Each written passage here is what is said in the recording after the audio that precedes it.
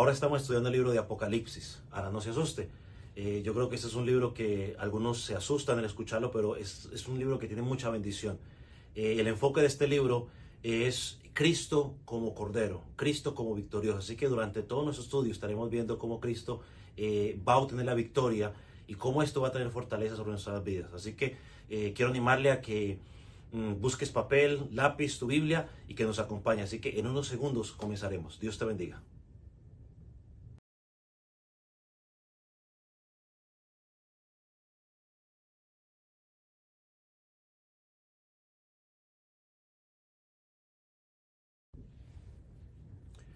Buenas noches, mis hermanos y amigos. Es un gusto saludarlos. Yo soy el pastor Dixon Klinger. Le damos la bienvenida en esta noche a nuestro estudio bíblico de los miércoles. Ahora estamos estudiando el libro de Apocalipsis. Ahora no se asuste. Yo creo que este es un libro que algunos se asustan al escucharlo, pero es un libro que tiene mucha bendición. El enfoque de este libro es Cristo como Cordero, Cristo como victorioso. Así que durante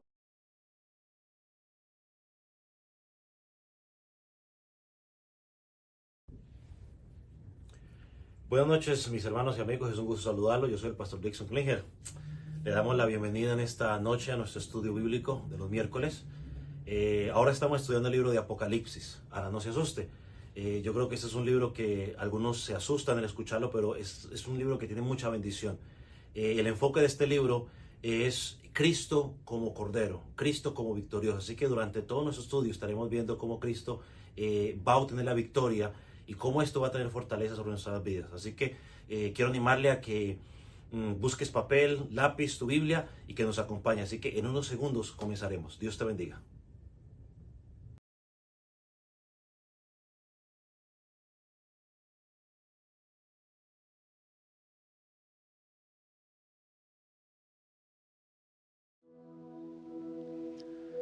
Señor, queremos ser un reflejo de tu grandeza, de tu santidad, en medio de un mundo que está en tinieblas, oh Dios.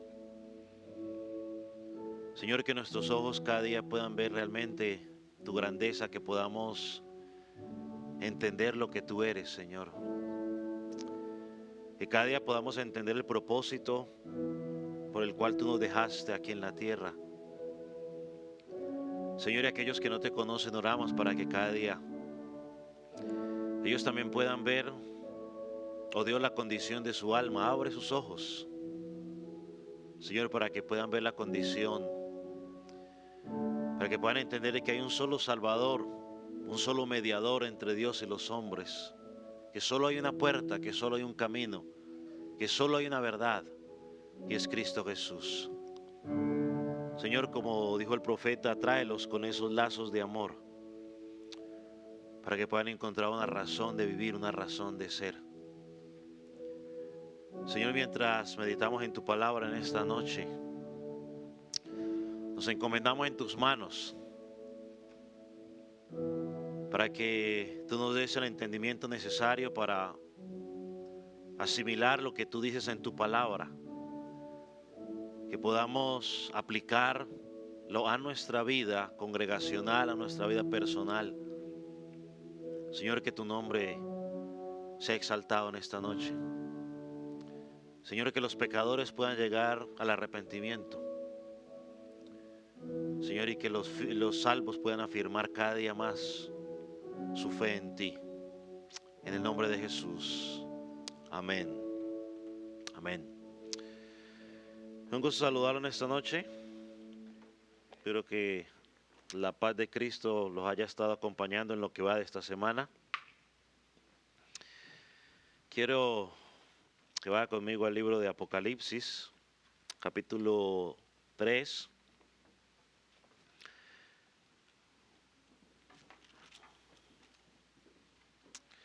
Estamos estudiando la sexta iglesia o el sexto mensaje a las iglesias en este caso la iglesia de Filadelfia, pero que también entendemos que no solo fue a la iglesia de Filadelfia, sino que también es para la iglesia El Calvario. Así que debemos tomarlo también como para nosotros. El mensaje está vigente para nosotros el día de hoy. La semana pasada comenzamos a hablar de esta congregación. Así que hoy, como voy a partir de un versículo en particular, me voy a tomar la libertad solamente de leer el versículo 8. Así que vamos a leer Apocalipsis capítulo 3, versículo 8. Dice: yo conozco tus obras, he aquí, he puesto delante de ti una puerta abierta, la cual nadie puede cerrar, porque aunque tienes poca fuerza, has guardado mi palabra y no has negado mi nombre. Amén. Puede tomar asiento.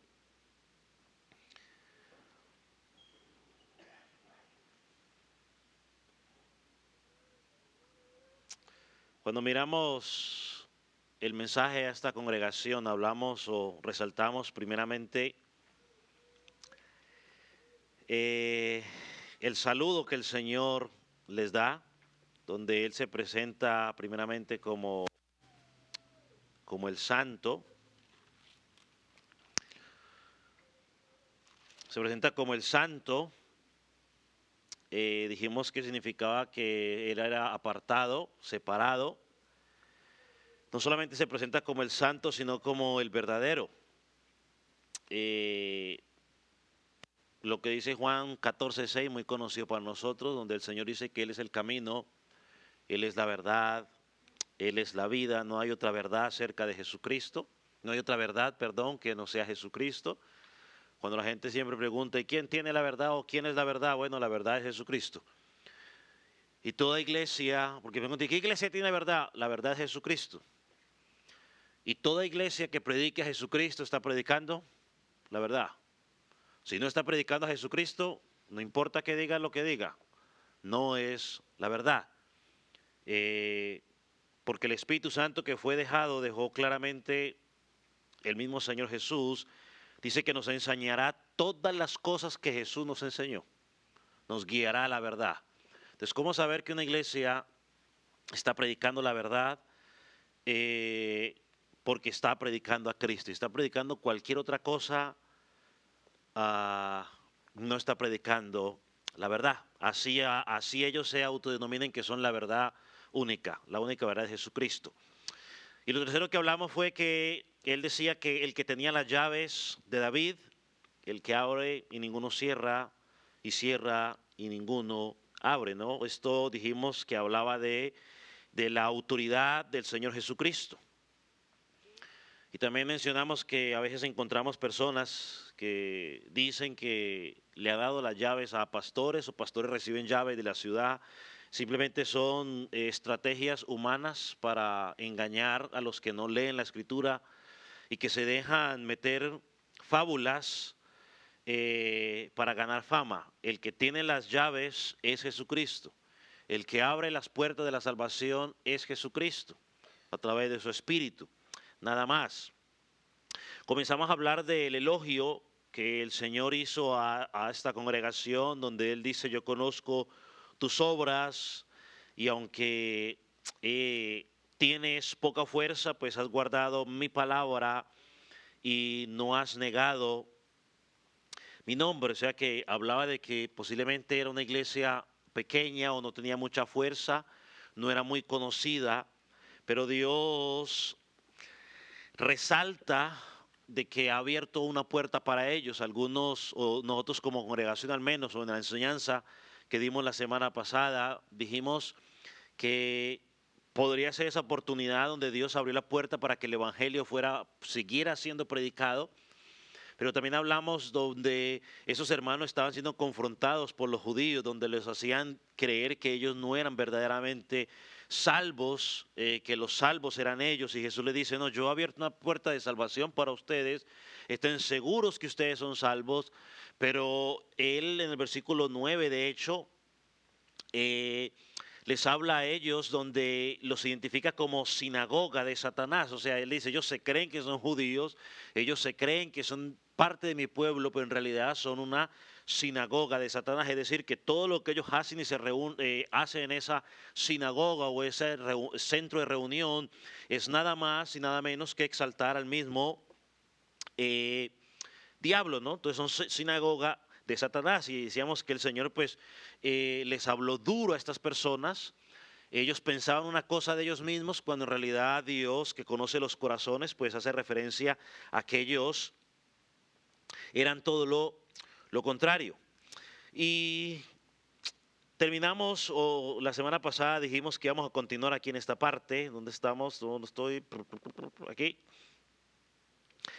Que notáramos que a pesar de que esta congregación quizás tenía poca fuerza, no era muy grande, ¿no? A veces nosotros, los seres humanos, entramos en esas competencias donde queremos ser grandes, participar en congregaciones grandes y entre más gente haya, pues mejor. Pero aquí encontramos que era una iglesia pequeña, con poca fuerza, pero el Señor resalta dos cosas de ellos. Y las dos cosas que resalta están al final del versículo 9. Dice, porque has guardado mi palabra y no has negado mi nombre. Dos cosas importantes. Has guardado mi palabra y no has negado mi nombre.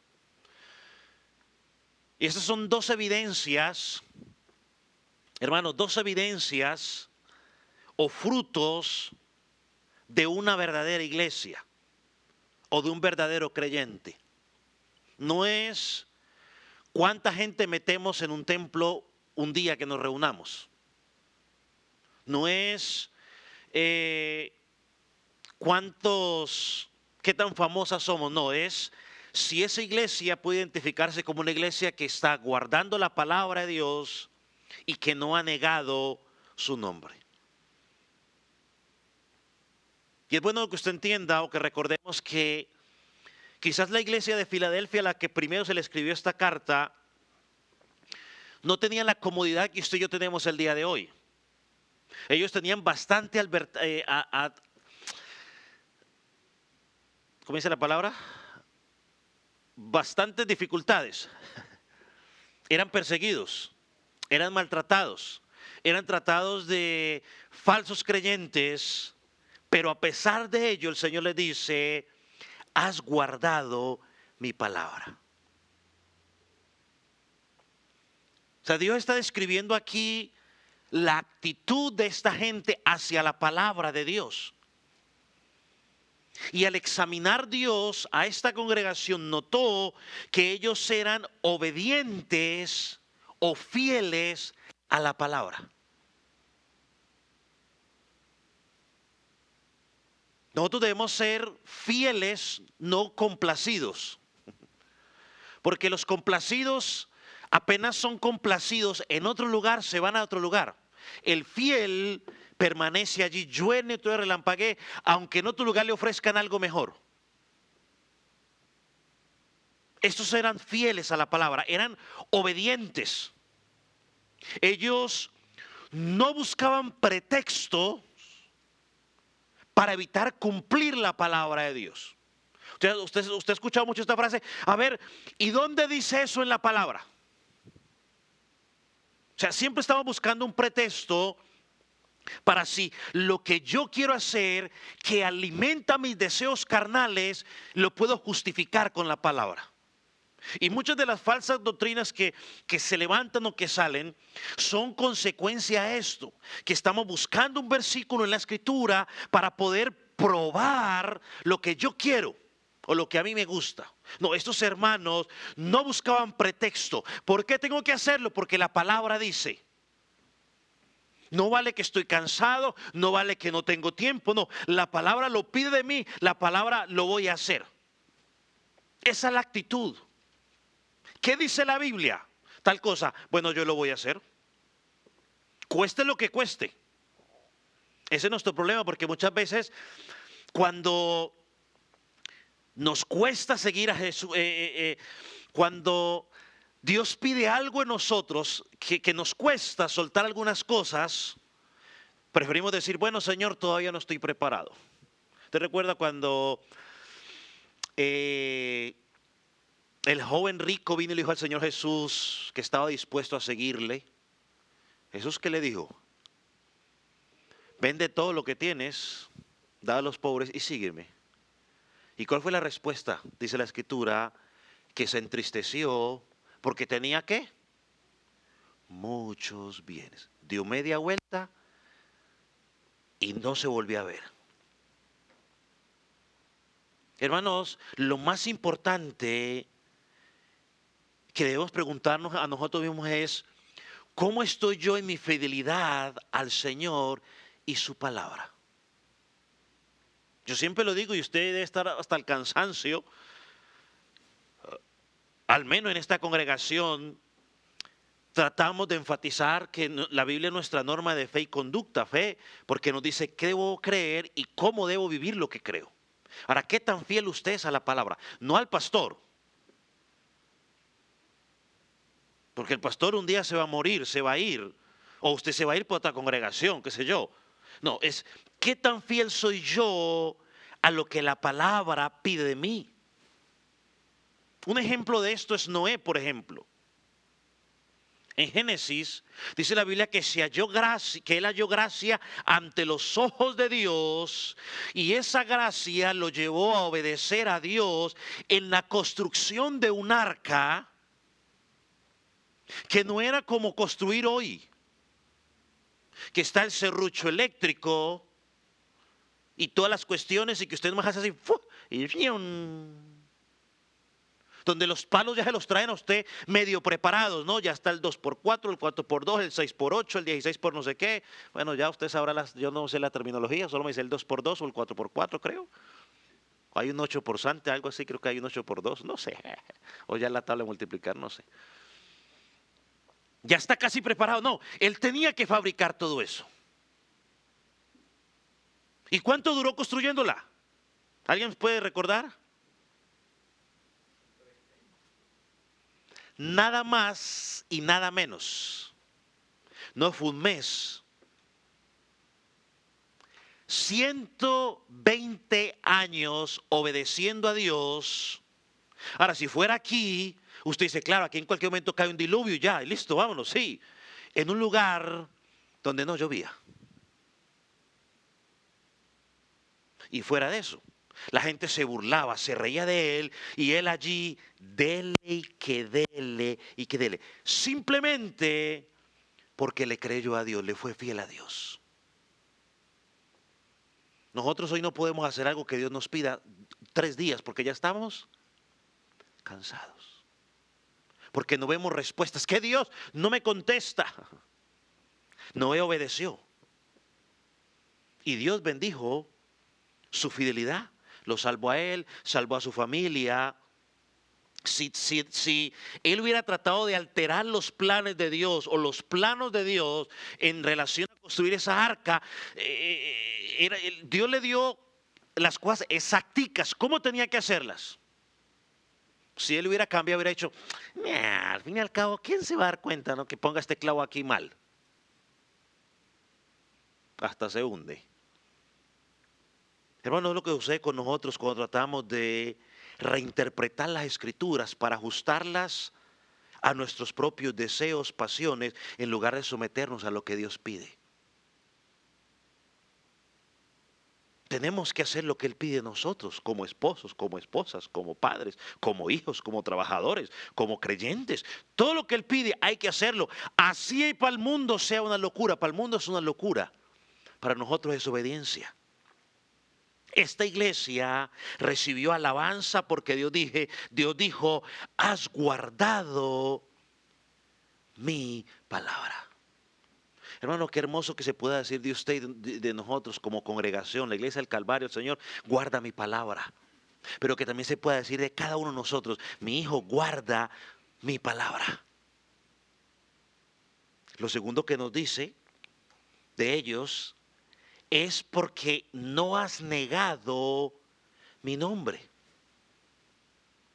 En una ciudad donde llegaban muchas personas, esta iglesia supo cumplir cuál era su misión. Habían sido dejados en este pueblo para presentar el mensaje del Evangelio. Y dice, no han negado mi nombre. O sea que ellos eran fieles no solamente en guardar o obedecer lo que Dios pedía de ellos en su palabra, sino de predicar su palabra. Se mantenían firmes en la fe. Aprovechaban cada oportunidad para predicar la palabra del Señor. Ellos confiaban en Cristo abiertamente. No se avergonzaban del Evangelio.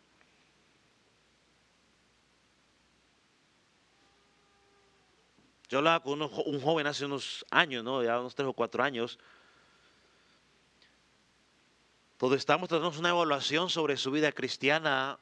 Y en esa conversación me dijo, no, lo que pasa, pastor, es que, pues no sé, es que a mí me da pena decir en la escuela que soy cristiano. Bueno, eso es negar el nombre de Jesucristo. Cuando en mi trabajo nadie sabe que yo soy cristiano, me mantengo callado, no digo nada, perdóneme, pero estamos negando a Jesucristo.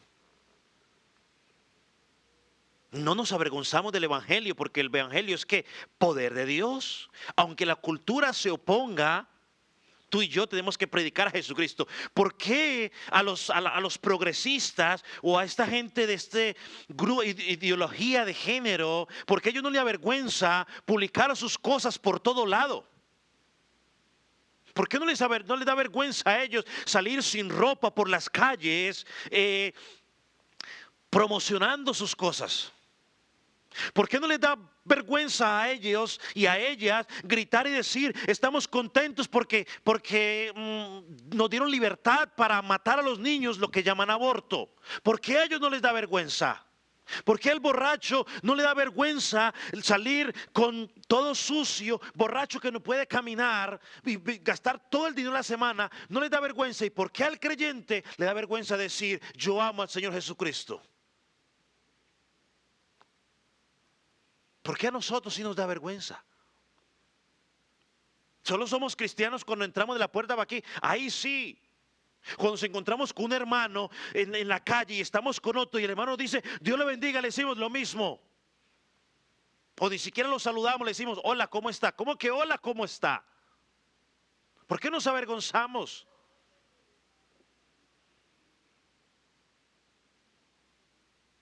No nos debe dar vergüenza. Debemos mantenernos firmes. Soy cristiano y punto. Cuando uno tiene la convicción, soy cristiano, creo en el Señor Jesucristo, Él es mi Salvador, que digan lo que digan. La Escritura dice, todo el que quiere vivir de una forma piadosa recibirá persecución. El que me confiese delante de los hombres, yo lo confesaré delante de mi Padre. El que me niegue delante de los hombres, yo lo negaré delante de mi Padre. No nos podemos avergonzar, no podemos ser cristianos de la secreta, eso no existe. En mi trabajo tienen que saber que yo conozco al Señor Jesucristo. No soy un hombre perfecto, usted no es una mujer perfecta, está en su proceso de santificación, pero tienen que saber que yo soy creyente. Cuando hablan de algún tema en particular y me preguntan, ellos tienen que saber lo que dice la Biblia, no lo que piensa usted. ¿Qué dice la Biblia? En mi conversación no le dejo saber. ¿Qué dice la Biblia? Entonces esta iglesia, hermano, 2 marcas de una verdadera iglesia, 2 marcas de un verdadero creyente. Ya usted se examinará su vida y usted se preguntará, ¿estoy yo negando el nombre de mi Dios? ¿Estoy siendo yo fiel a su palabra? Es decir, ¿estoy buscando yo alguna excusa para no cumplir lo que Dios pide de mí en su palabra? La Biblia dice que tienes que perdonar, pero no, lo que pasa es que, a ver, es que usted no entiende, pastor, porque es que esto y lo otro, que para aquí, no, sí, yo no entiendo porque soy mermado de la cabeza, no entiendo. La escritura que yo leo dice que tienes que perdonar, sí o sí, te hayan hecho lo que te hayan hecho. Él se encarga del resto. Y entonces cuando empezamos a buscarle vueltas, hay uno que lo hacen de broma por ahí. Dice, sí, es que la Biblia nos llama a amar a los demás, pero es que hay hermanos que la ponen difícil. Sí, suena broma y muchas veces lo hemos dicho, pero no deberíamos compartir mucho eso porque póngalo difícil, no lo ponga difícil, somos llamados a amar, a perdonar. Algo más que encontramos en el pasaje es que el Señor también les hace una promesa a estos hermanos. Miren lo que dice el versículo 10 y 11.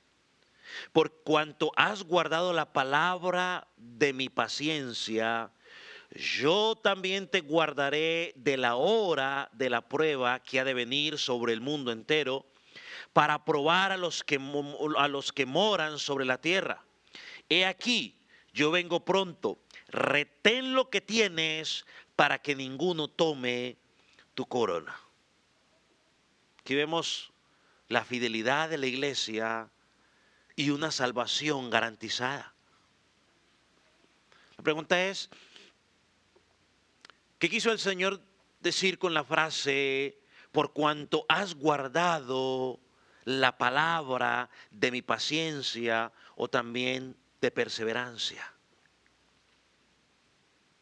Bueno, podemos decir que se refiere a que Él está reconociendo que estos hermanos habían obedecido o habían perseverado en lo que Él les había pedido en su vida. Mire, por ejemplo, vamos a mirar dos ejemplos. Segunda de Tesalonicenses, capítulo 3, versículo 5, leemos lo siguiente. Segunda de Tesalonicenses 3:5. Dice, y el Señor encamine vuestros corazones al amor de Dios y a la paciencia en Cristo. Lo hemos dicho en varias ocasiones, un fruto de la salvación es la perseverancia en Cristo. Hebreos 12, versículos 2 y 3, también un pasaje muy conocido por muchos de nosotros. Dice, puesto los ojos en Jesús, el autor y consumador de la fe, el cual, por el gozo puesto delante de él, sufrió la cruz, menospreciando el oprobio, y se sentó a la diestra del trono de Dios. Versículo 3. Considerad aquel que sufrió tal contradicción de pecadores contra sí mismo, para que vuestro ánimo no se canse hasta desmayar. ¿Cómo la ve?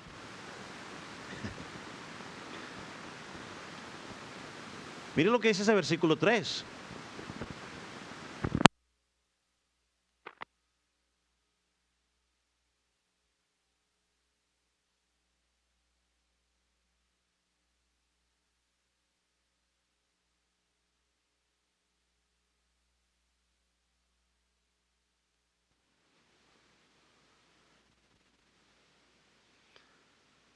Dice, poned los ojos, nuestra vista en Él, y al final termina diciendo, para que vuestro ánimo no se canse hasta desmayar. Todos podemos llegar a entrar a un momento de desánimo, queremos desmayar, pero cuando tenemos los ojos puestos en Jesús, eso nos levanta el ánimo. Eso fue lo que el Señor le dijo a Josué, ¿no? Esfuérzate y sé valiente, no temas. No desmayes. Estos creyentes de Filadelfia habían vivido, habían modelado sus vidas imitando la perseverancia de Cristo en la tierra. Ellos entendían que así como Cristo perseveró y soportó terribles tormentos, ellos debían hacer lo mismo.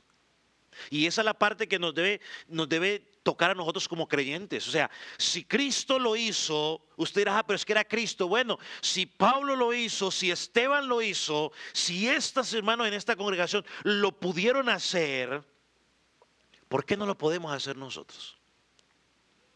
Ahora, y esto no es mensaje de superación ni metafísica ahí, tú puedes, no, palabra interior, no, es la verdad. Si yo tengo el mismo espíritu,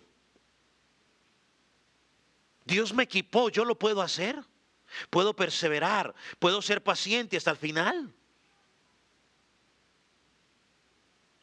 Por eso es que el texto dice, yo también te guardaré de la hora de prueba que ha de venir sobre el mundo entero. A causa de su obediencia, el Señor promete protegerlos, cuidarlos de esa hora de prueba que se avecinaba. Ahora la pregunta es, ¿a qué prueba se refiere el Señor aquí? Lo primero que tenemos que dejar claro es que esta prueba afectará a todo el mundo. Eso dice el pasaje. Ahí dice el mundo entero. Segundo, su propósito será para probar a los moradores de la tierra, es decir, a los incrédulos. El término que aparece aquí como moradores de la tierra, en el versículo 10 al final, para probar a los que moran sobre la tierra, que se usa aquí, se refiere a los incrédulos. Habla a los incrédulos.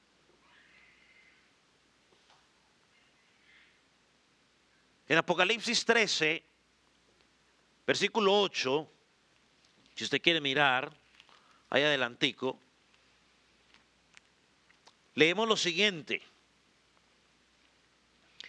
Y le adoraron todos los moradores de la tierra, cuyos nombres no estaban escritos en el libro de la vida del Cordero. Y esta frase se repite en varias ocasiones a lo largo del libro de Apocalipsis, destacando que los moradores de la tierra son incrédulos. Entonces, esta, creo yo, hora de prueba que vendrá sobre el mundo entero no es otra cosa que una gran tribulación, un periodo de juicio que precede al establecimiento del reino de Dios y su segunda venida. Si usted va a Marcos, capítulo 13, versículo 19, leemos lo siguiente.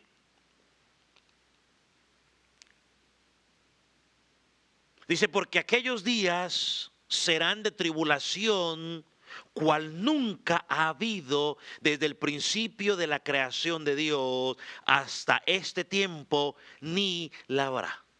Antes de la segunda venida del Señor Jesucristo, Dios traerá sobre los incrédulos una gran prueba. Sin embargo, la promesa de Dios es para estos hermanos, es que los guardará y los va a proteger durante esa hora de prueba. Ahora, aquí yo voy a mencionar algo que quizás no todos vamos a estar de acuerdo.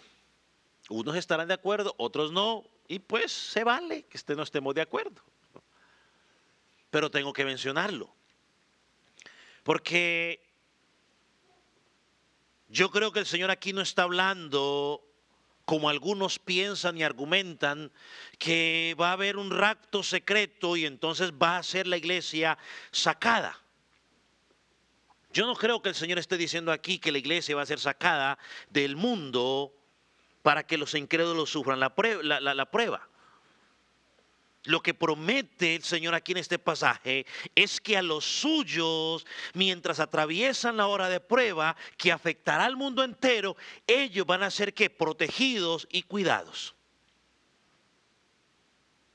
Sí, lo fácil, uno dice, no, el Señor nos va a sacar, dicen algunos, y citan muchas veces este pasaje. No. En medio de la situación, Dios nos va a proteger. Es como las pruebas de Egipto, ¿usted se acuerda?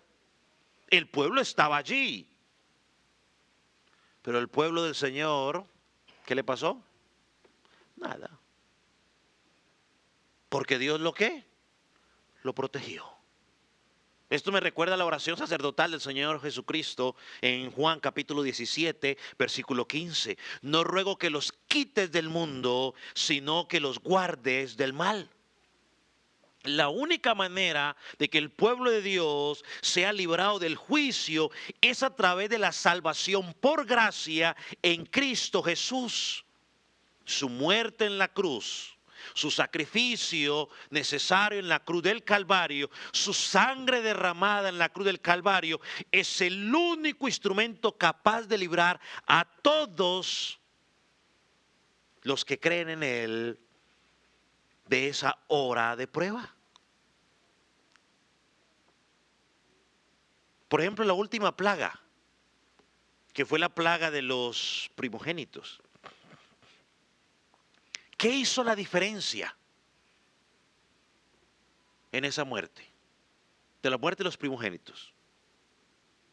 ¿Qué permitió que el pueblo de Dios fuera rescatado? ¿Alguien recuerda? El relato bíblico dice que los israelitas debían matar el cordero y luego luego de matar el cordero, la sangre de lo que sacrificaban, tenían que pintar los marcos de las puertas. Cuando el ángel del Señor pasó, no les hacía nada. Bueno, hoy es la sangre de Cristo que fue derramada en la cruz, que está sobre nuestras vidas cuando creemos en Él, que nos va a librar de ese juicio. Esa es la única sangre que tiene poder para librarnos de ese juicio venidero. Y por eso enfatizamos en esta congregación una y otra vez: niño, joven, adulto, solamente tienes que poner tu fe en Jesucristo. Lo que va a determinar que salgas bien librado de ese juicio es si Jesucristo está a tu lado. No es en tu mérito propio. No es en tus capacidades, no es en todo lo que hiciste en la congregación. Yo no puedo decir, oh bueno Señor, lo que pasa es que porque fue predicador por no sé cuántos años. Eso no es mérito. El mérito se lo lleva a Cristo por lo que hizo en la cruz del Calvario. Y mire lo que dice el versículo 11. Dice, el Señor le dice, he aquí, vengo pronto. Ese día está cerca. Pastor, han pasado más de 2000 años y aquí estamos otra vez, vengo pronto. ¿Sí? Para ellos llegó quizás individualmente, porque ya al morir tienen que enfrentarse a Dios. Hermano, una cosa sí estoy seguro, su venida cada día, hoy está más cerca que ayer. Ya sea porque venga por todos nosotros o ya sea porque venga individualmente por cada uno de nosotros, ese día está cerca. Por eso Él sigue exhortando, dice, vengo pronto, retén lo que tienes para que ninguno tome tu corona.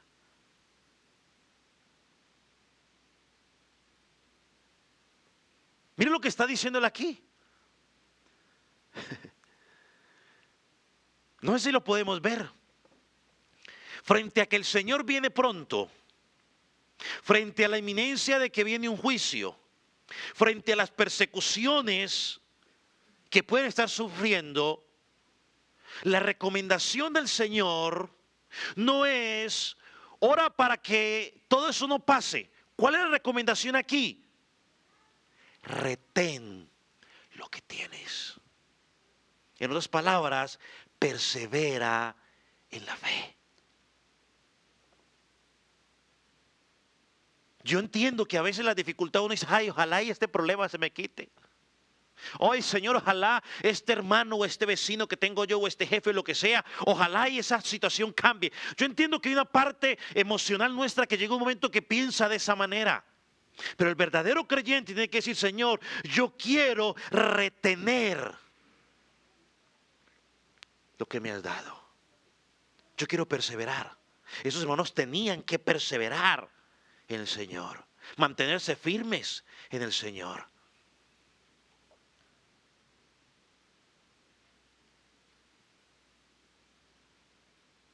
Deberían perseverar en la fe, obedeciendo en la palabra de Dios, confesando el nombre de Dios. Solo así recibirían esa corona. Hermano, yo le hago una pregunta. Pensando en lo que dice aquí, retén lo que tienes. ¿Qué tienes? ¿Qué te ha dado el Señor?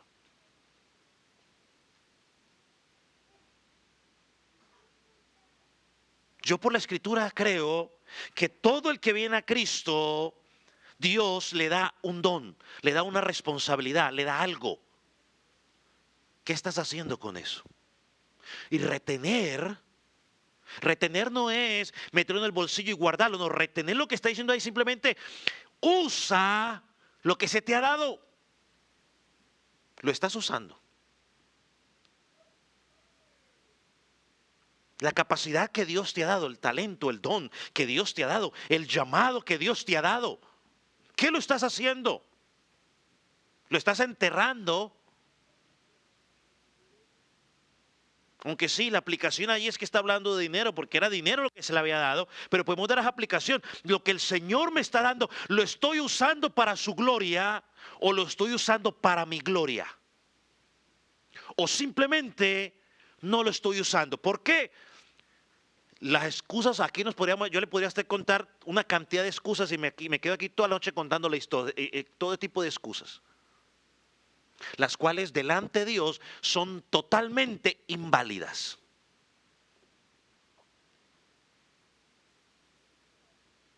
¿Por qué? Porque las cosas no se hacen como yo quiero, entonces ya no se hacen. Retén lo que tienes, para que ninguno bien tome tu corona. A veces Dios nos ha dado algo para hacerlo nosotros y nosotros lo tomamos ahí a la ligera. Y luego viene alguien que sí tiene pasión por eso y lo agarra y entonces empieza el lloro y el crujir de dientes. Ahora sí quiero. Too late. Too late. ¿Qué te dio el Señor? ¿Qué estás haciendo? ¿Estás perseverando en ello? ¿Estás corriendo la milla extra en ello?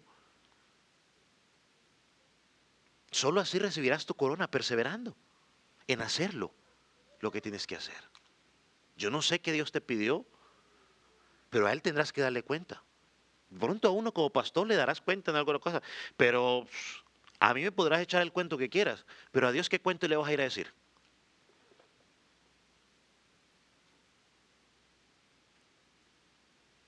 En medio de la dificultad, la respuesta es persevera.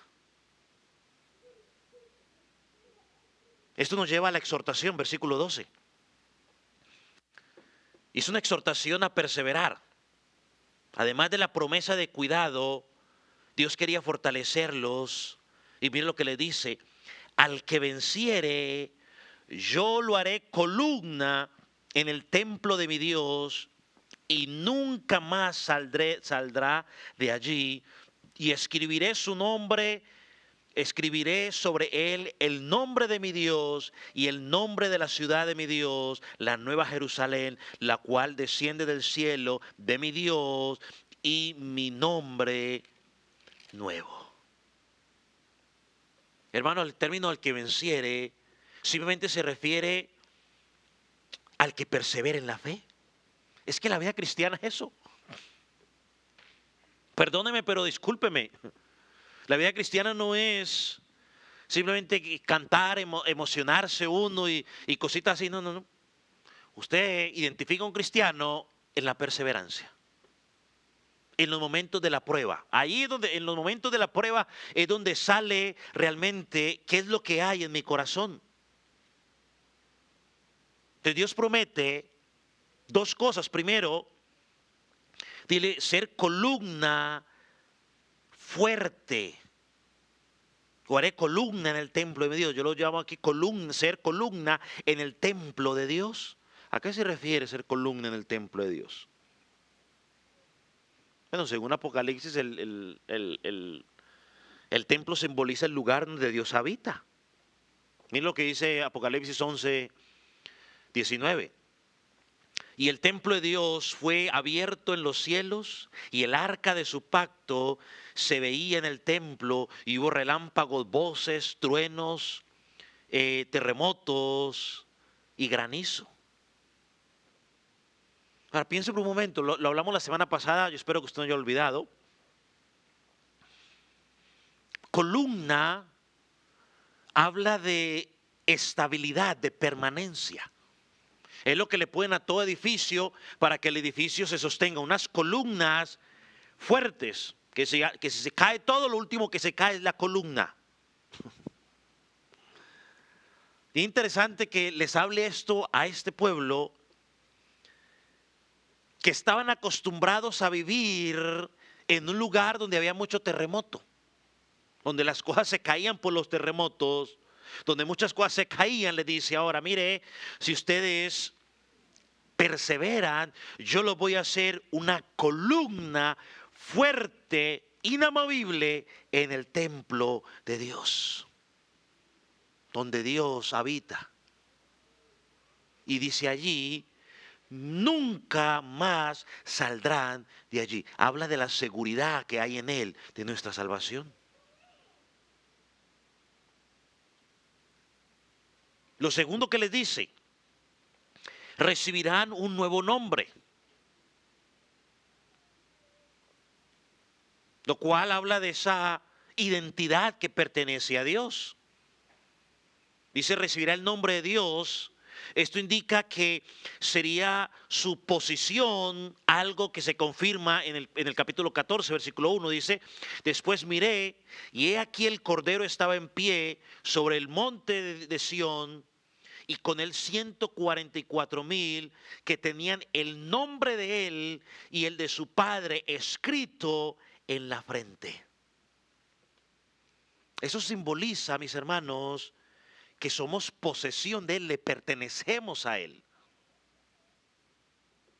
Lo segundo que dice es que también recibirían el nombre de la ciudad de Dios, y dice que es la nueva Jerusalén que desciende del cielo.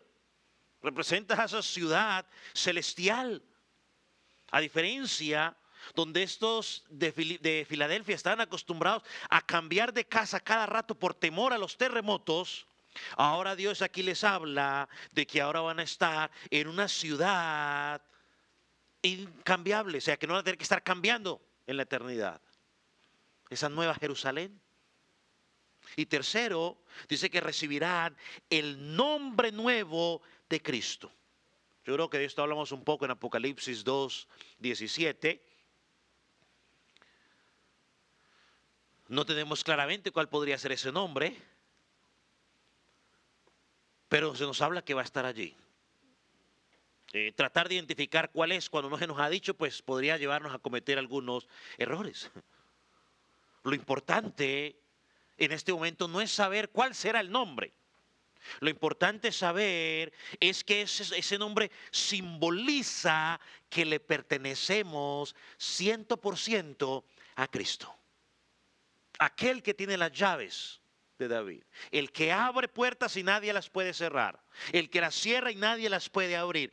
Eso es lo más importante. Su nombre va a estar grabado en nuestra mente. Le pertenecemos a Él. ¿Cómo termina el versículo? O esta carta. Bueno, como terminan todas las demás. El que tiene oídos para oír, oiga lo que el Espíritu dice a la iglesia. ¿Cómo debemos aplicar esto a nuestra vida, lo que hemos escuchado hasta hoy? Hemos llamados a la perseverancia. En el mundo hay dos tipos de personas: los incrédulos y los creyentes. No hay 3, ni 4, ni 5. Está como los géneros. Hay dos géneros: género masculino y género femenino. Y pare de contar. El resto son cosas de hombres. Solo hay dos. Y los incrédulos, aunque no lo quieran admitir, tienen una fe que es falsa, porque depositan su confianza en algo que no es Dios. Por ejemplo, los ateos confían en su ciencia, en sus teorías. Los musulmanes confían en Mahoma.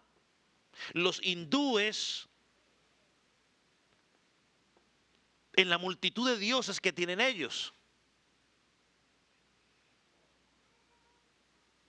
Los budistas confían en Buda. Los testigos de Jehová y los adventistas de los mormones confían en sus doctrinas falsas. En contraste, los cristianos depositamos nuestra fe únicamente en Cristo.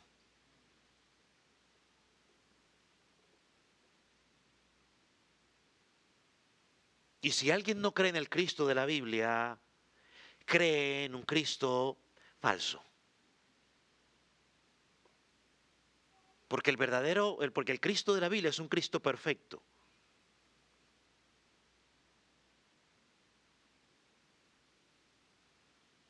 Y muchas personas hoy afirman ser cristianas,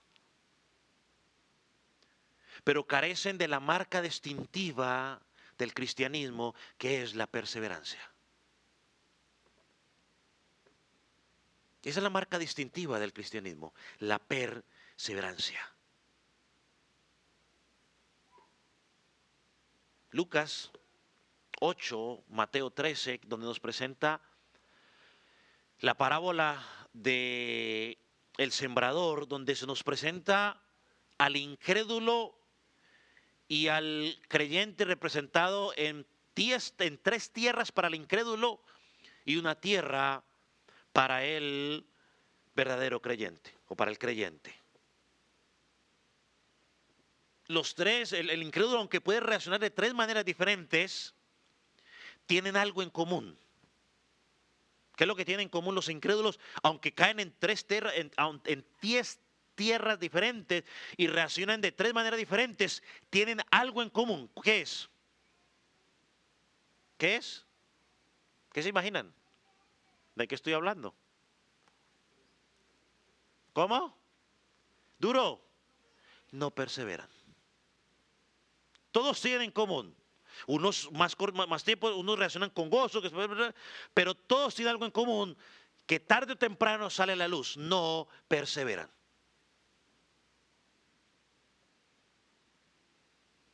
Unos rechazan la palabra de inmediato, la tierra dura. De inmediato se habla de que yo no quiero hacer nada, yo soy católico y católico me muero, y váyase allá con sus cosas, no me moleste, ya no voy allá, porque la iglesia del Calvario va no sé quién y yo no quiero ver a nadie de esa gente. Ven, ¿y por qué no va a la iglesia a Tres Cruces? Que no estamos ninguno de nosotros allá. ¿Por qué no va a la iglesia, ya no sé, el Arca del Pacto?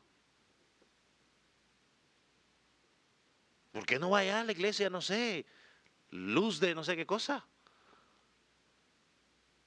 Reaccionan. Están otros que lo aceptan con gozo. Uy, sí, mi vida cambió, que paquita allá, yo soy cristiano y papá. Pero en el primer chisme que lo meten en la iglesia, ya no vuelvo por allá. Ahí hay mucho chismoso. Yo no voy a andar con un montón de hipócritas. Está afuera. Y están los otros que también reaccionan con gozo y para aquí, para allá, vámonos para allá. Pero tengo que ir todos los domingos. No, hoy no puedo ir porque juega, no sé, el Real Madrid y tengo que ir al partido del Real Madrid.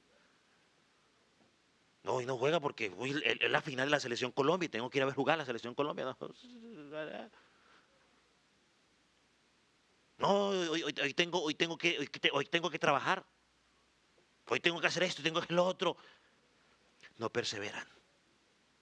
En contraste, los creyentes que que serán representados por la buena tierra, retienen la palabra, perseveran y dan fruto, llueve, truene o relampaguee. Por lo tanto, lo que distingue a un verdadero creyente de un falso creyente es la perseverancia.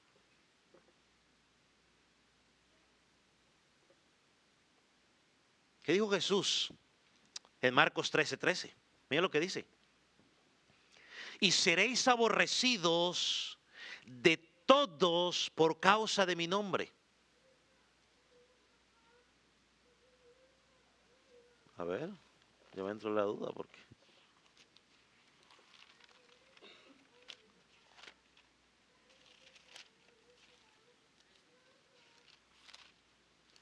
¿Ah?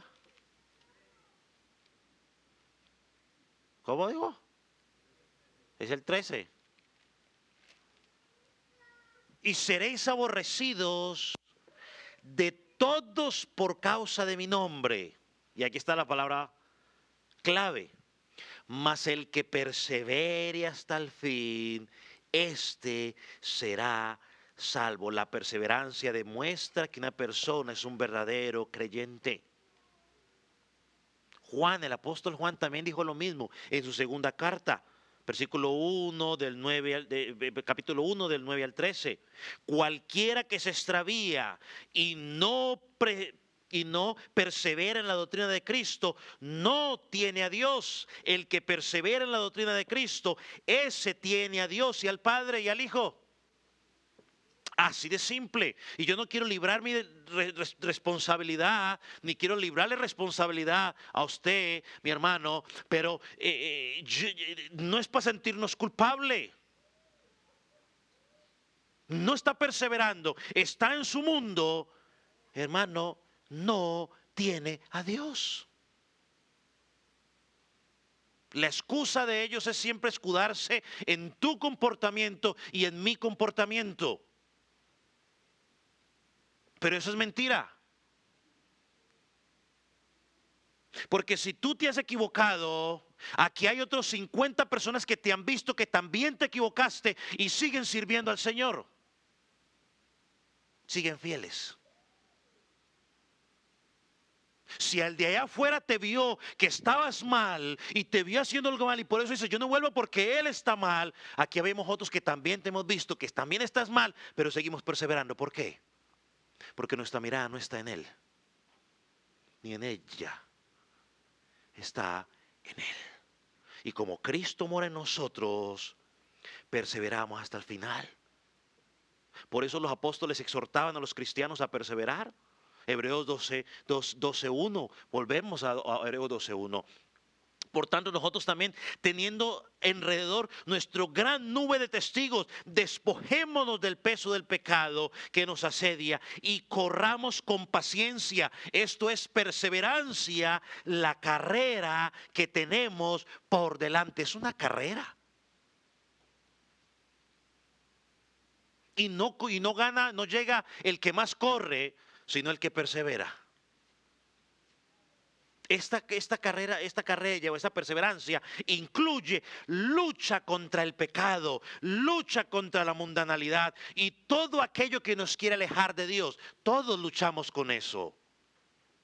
Todos hemos luchado con el pecado que alguien ha cometido en la congregación o que ha cometido contra nosotros o cosas que hemos visto que nos podrían justificar para decir, ya no quiero saber nada más de Cristo, pero por lo menos en lo personal a mí, eso es lo que me hace es, Señor, aferrarme más a Él y decirle, Señor, ayúdame a permanecer fiel, porque no quiero caer en lo mismo, quiero serte fiel. El que comenzó a nosotros, dice Filipenses 1:6, el que comenzó en vosotros la buena obra, la perfeccionará hasta el día de Jesucristo. Él no deja nada a medias. La salvación no depende de nosotros, sino de la obra, de la gracia de Dios. Él nos salvó, Él nos dio una nueva naturaleza, Él nos dio un nuevo corazón, Él puso su espíritu en nosotros, puso su ley en nosotros y caminamos en pos de Él, pase lo que pase.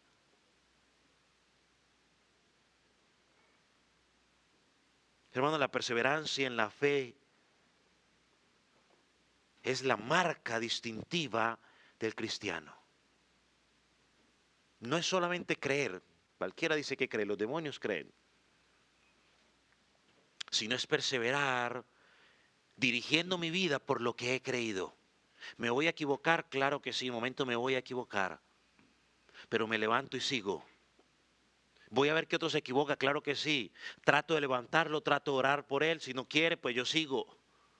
Pero eso no va a ser motivo para que yo diga, bueno, entonces pues vuelvo atrás. No, atrás ni para agarrar impulso. Hebreo lo dice, nosotros no somos de los que retrocedemos para perdición, sino de los que perseveramos para preservación del alma. ¿Cómo está tu perseverancia? ¿Qué es lo que te motiva a ti a perseverar? ¿Lo que ves en los otros o lo que Cristo hizo por ti? Esa es la otra buena pregunta que deberíamos hacernos. La respuesta debe ser, lo que me motiva a perseverar es lo que Cristo hizo por mí en la cruz del Calvario. Vamos a orar.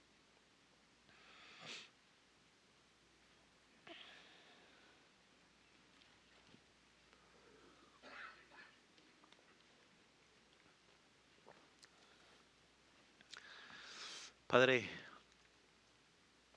le damos gracias por tu palabra una vez más.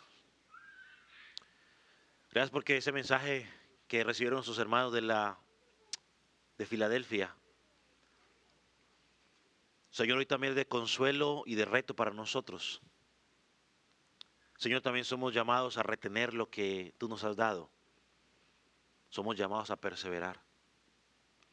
Somos llamados, Señor, a guardar tu palabra, a no negar tu nombre. Señor, somos llamados a confiar en ti, aun cuando nuestros enemigos o los enemigos de la fe quieran burlarse del Evangelio. Señor, queremos seguir perseverando.